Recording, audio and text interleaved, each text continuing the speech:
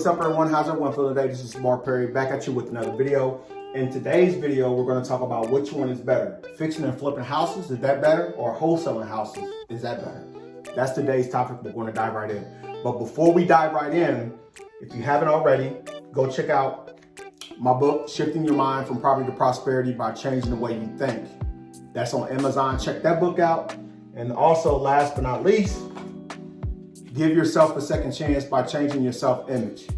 And this book is more about imagining, because when you imagine, you're changing your self-image. So definitely go check that book out. So without further ado, let's get started. So what is the difference between fix and flip and wholesaling? Which one is better?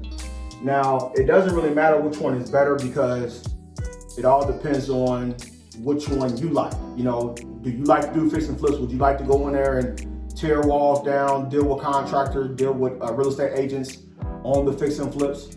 Or do you just like to buy the property, put under contract and resell it? So we're gonna go into this one first, fix and flip. So what is a fix and flip? A fix and flip is a house where you find the ARV, you figure out what the ARV is, the after repair value. So ARV, make sure you find the ARV after repair value. So that means what is the house worth after it's fixed up? So either yourself or you can get other realtors to run comps for you to see, you know, how much this house could be worth once it's fixed up. Once you find out what the house is worth and once it's fixed up, then you have to go find the property. So the second goal is to find the property, you know, well, actually not to find the property, but let's say if you have a property already and you want to, you know, you work with the seller, you want to see how much the ARV is, you found out what the ARV is. Let's just say for hypothetical numbers, it's 100,000. So you do the 100,000 times 70% minus your rehab costs, and that gives you your maximum allowable offer, meaning your fix and flip offer. So let's just say hypothetically it was around 50K that you had to pick the property up for, and you had to put 20K in it for the repairs. So let's say if you buy it for 50, you put 20K in it, you're all in at 70,000, you turn around and you sell it on the market for 100,000, that's a $30,000 profit, but you have to take in consideration closing costs, if you have to pay closing costs, and you have to take in consideration holding costs if you're going to get hard money lending, or you have to take in consideration realtor costs, you know, 6%. So it might not be 30K. So let's say if you had a 30K profit, but you had to pay realtors, you had to pay holding costs. So let's say realtor was 6%, sir, 6%, and then holding costs. Holding costs is, let's say 3 months. So let's say if you're making $1,000 payment, say $3K. And then closing costs, but typically the buyer usually pays closing costs. So normally you just got the realtor commission, which is 6%, and then you also have your holding costs if you're gonna go get hard money or private money. So you might walk away, instead of 30K, you'll probably walk away with, you know, let's say it's hypothetically 26,000, 25,000, roughly around that area. So the fix and flip is that you buy low and you sell it high. That's the fix and flip. Now let's go with your wholesaling. Wholesaling, let's say that same concept. Let's say if you want to see what the ARV was. ARV was 100K, and let's say the property needs the same thing. Let's say the property needs about, you know, we did 70% loan to value. So let's say if you take the ARV, you times 70%, and then you minus the rehab costs. So you minus the rehab, let's say back that scenario was 20 grand. And let's say after this now that would be your maximum allowable offer. But if you minus 10,000, let's say if you're gonna wholesale it, because you're gonna, basically what you're gonna do is when you wholesale properties, you're gonna be wholesaling these either to landlords or you're gonna be wholesaling these to fix and flippers. Either or, you know, you can wholesale to other individuals, normal individuals that don't do too much real estate. Maybe they just wanna buy a house or two, fix them up and maybe live in one of them and then rent the other one out. That is possible as well, but there's far-fetched. You'll get those from time to time, but normally it's going to be a renter, a landlord, or a fix and flipper that's going to turn around and resell on the market for a high price. So from wholesaling perspective, wholesaling is the game of, okay, I gotta buy it cheap and sell it cheap. Fix and flip is the game of, okay, I gotta buy it cheap and I gotta resell it at the top market value. That's a fix and flip. Wholesaling, you just got to buy it a little bit more cheaper. So let's say if you take the ARV, 100,000 times 70%, which is 70,000 minus 20 grand, that's 50K. So your maximum allowable offer, which is on that one, same thing, $50,000, which you got to have under contract for if you're fixing and flipping it.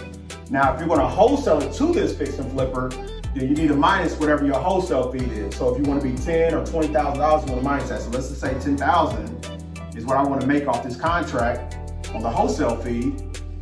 So $10,000, that means you need to pick this property up for $40K. You need to pick it up for $40K and turn around and resell it to a rehabber for $50K and make $10,000. And you put the property under contract. Now, which one's better? In my personal opinion, I think wholesale is better, because if you're doing a fix and flip, then you gotta buy the property, you gotta put money into the property, you gotta deal with contractors, you gotta deal with a realtor, you gotta deal with people, and who knows if that $20,000 is what it is. So let's say if we took a contract over there and the contractor said, yeah, it's gonna probably need about 20K in work. It's gonna need about 20,000 in work. But let's just say as the contractor was doing their stuff, as we get them started, they was doing everything, and we come to find out that the house needed 30K in work. So now, instead of you making $25,000 on profits, now you're only gonna be making $15,000 in profits. You get me? So fix and flip is more riskier than wholesaling. Now, wholesaling, see, when you put the property on the contract with a fix and flip, you put earnest money down, and then you're gonna close it yourself either through private money or hard money if you don't have any money. It's either through private money or hard money. You're gonna be closing this deal.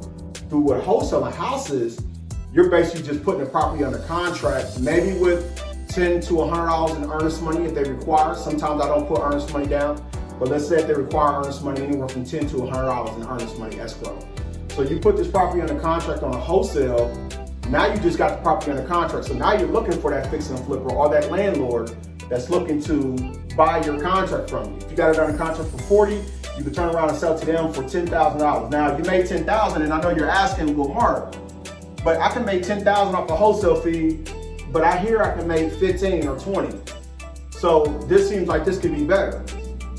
Yes and no, because it depends on what the rehab is, because if you're at 20K, things sometimes do pop up in fix and flips, especially when you do them out of state. I did them out of state years ago. I don't do them out of state anymore, but years ago I did them out of state. A lot of times, a lot of my fix and flip deals that I did, which was in Pittsburgh, a lot of the fix and flip deals that I did, they always went over. Like, when we estimated it was 20, 25,000, I ended up paying 30, 35,000 for, other things that popped up. So I didn't really make the profit that I was supposed to make. This one, you know that you'll make the profit, not unless you're doing a double close. Now, if you're doing a double close, then it's different. But we'll talk about double close in another video. I think I got a video about double closing. You can check that out as well. But wholesaling, you're just putting it on a contract and just assign it over. So you really got to buy it really cheap at 40, 50 cents on the dollar, and then turn around and sell it to your investors. So which one is better is wholesaling to me. But everybody has their own variables. I know a lot of guys in the fix and flip field that they love doing fix and flips. They love doing it. They don't like doing wholesaling. They love doing fix and flips. And I got guys and girls that also does wholesaling, and they love wholesaling houses. This right here might not require a whole lot of marketing money, because if you can get some good wholesalers on your team, they'll send you fix and flip deals all the time. And then what they're going to be doing, the wholesalers, they're going to be marketing for the deal. So, they might do skip tracing, they might do cold calling, they might do a lot of different things, get other agents on their team to where they can find them deals and opportunities. So wholesaling will be my preference, but like I said, it just varies. Now remember, you're going to be paying taxes on both of these. So it's not like you're doing buy and holds and all that stuff where you can get tax breaks and so forth. You will be paying capital gains on both of these that you do. So you have to keep that in mind. Once you make money in these, once you make a lot of money in these, you'll start to notice, like, okay, I got to pay taxes back to Uncle Sam. So the joyful thing is that you're adding value to people and you're giving them deals and you're giving them opportunities. But it doesn't matter which one is which. It just depends on where you want to be at, where your situation is. Do you want to deal with this? Do you enjoy doing fix and flips? Do you enjoy doing the marketing and wholesaling and so forth? So that's all I got today, guys. But definitely just think about this as you move along into your real estate journey. Then you'll start to get more equipped of which one's more interesting to you. Because I had a test. I'm actually still doing wholesale, and I'm doing wholesale houses and commercial. But I'm not doing fix and flips anymore. But I had to test it out. I had to go through it to see if it was something that I enjoyed doing. So that's all I got today, guys. I hope that this video helps. Also, if you're new to the channel, please like and subscribe. Hit that little notification button there for more videos and more content that I will be sharing. Also as well, feel free to go check out both of my books like I mentioned in the first one. Go check these out. And the reason why you should always check these out is because this plays a big role into real estate and into any journey that you're looking to get involved in, because it comes from self-image first. Like, you have to change the mental attitude if you want to create a lot of value for people in the world. You know, if you want to be able to be a master at real estate or even just a master in yourself, you have to get deep within yourself. And these books talk about that, and you can apply that in the real estate as well. So I hope this video helps, guys, and we'll definitely talk soon. Take care.